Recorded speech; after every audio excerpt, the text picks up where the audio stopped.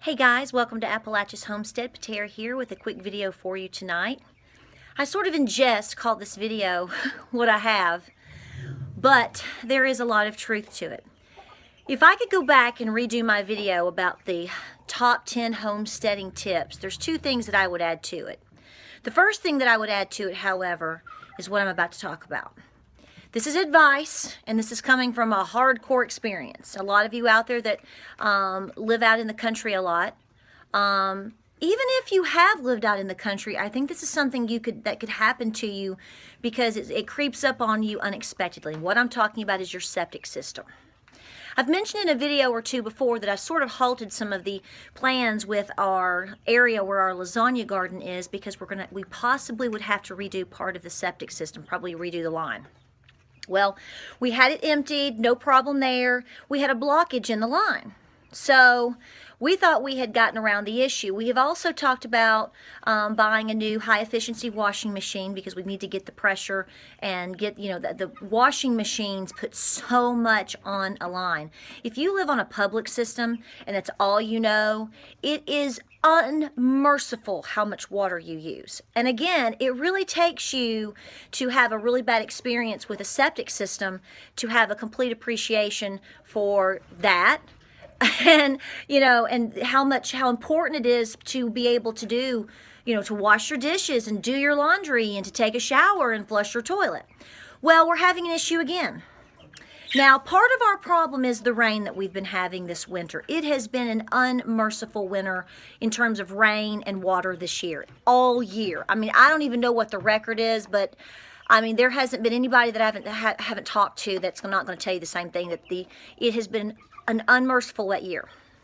So long story short, the water's backed up. It didn't really flow into the floor or anything this time. So we are out tonight digging it up, okay? We're going to try to make sure and locate the plug ourselves. We know where it's at, more than likely. We know what to do. It's just a matter of whether we can get to it or not. So we're going to find out. We are going to have somebody come up tomorrow, and we're having a plumber come too. So the bottom line that I want to say to you, and I'm going to readjust how I'm holding the camera because we're digging, is this. If you are moving to a new homestead, new meaning it's new to you, okay? And other people have already lived there. The folks that lived here were two people. 1, 2. They were older, a whole lot older. Very, very, humble folks, very modest folks. Probably did laundry once a week. Was very particular with everything done with the home. Was very conservative in terms of all of their resources. Here we come, 5 people, mom, dad works, mom's running the farm, 3 kids, homeschooling, home all day long, or most days, okay? And mom's doing a whole lot of laundry. I have 3 kids. Now we try to modify what we do. We've learned the hard way. We try to modify a lot of things. Don't wash a pair of blue jeans if they're clean. You can wear them at least 1 or 2 more times, all of that stuff. But the bottom line that I'm trying to tell you is if you are going to any home, or homestead, and you're coming into a place that has no problems with their septic that you know of, and no problems to speak of. We didn't have problems the first 2 years. Well, guess what? You hit a wet season, you got 2 teenagers, you got a dairy cow, so you've got a whole lot more laundry. You could very easily start putting a whole lot more pressure on the line, okay? They may only have 100, 100 feet or whatever versus we need 300 or whatever it is. So the bottom line is we're getting to the bottom of it, but I encourage you to investigate these things because especially if you're moving from the city to the country, or even if you're in the country and you're on city, a lot of folks out here, to a certain point have city, so we don't. So you need to understand what you're dealing with in terms of your septic tank, your well water, and all of these issues, because I'm going to tell you what, just fundamentally the honest core truth. When you have an issue and you're watching all that spill out into your bathroom floor and could go out to your kitchen, and then there's no other experience like that, okay? So just letting you know, this is a dirty truth. And this is a huge homesteading tip. Know what you're dealing with and know that if you're bringing 4, 5, 6 people to an area that's only used to 1 or 2 people, or maybe sat for a long time empty. See, my house had 2 people, but the home and the homestead sat empty for a year and a half. So you just didn't have all this pressure on all of this. We're bringing a lot of pressure. Hope you like what you see here at Appalachia's Homestead. I hope we're sharing our experiences to help you along the way. All of you that are transitioning or that are new to homesteading or getting back to homesteading, there is a lot to think about when you relocate to a new location and all the things that go with it and your resources. I would consider this a very important resource, and it's certainly not a cheap one. Y'all take care out there. If you like what you see, like and subscribe. We're going to get back out here and dig. Check us out on Facebook and Instagram and Pinterest. We're going to get this taken care of, but we're getting way down and dirty. Y'all have a great night, and we'll talk to you soon.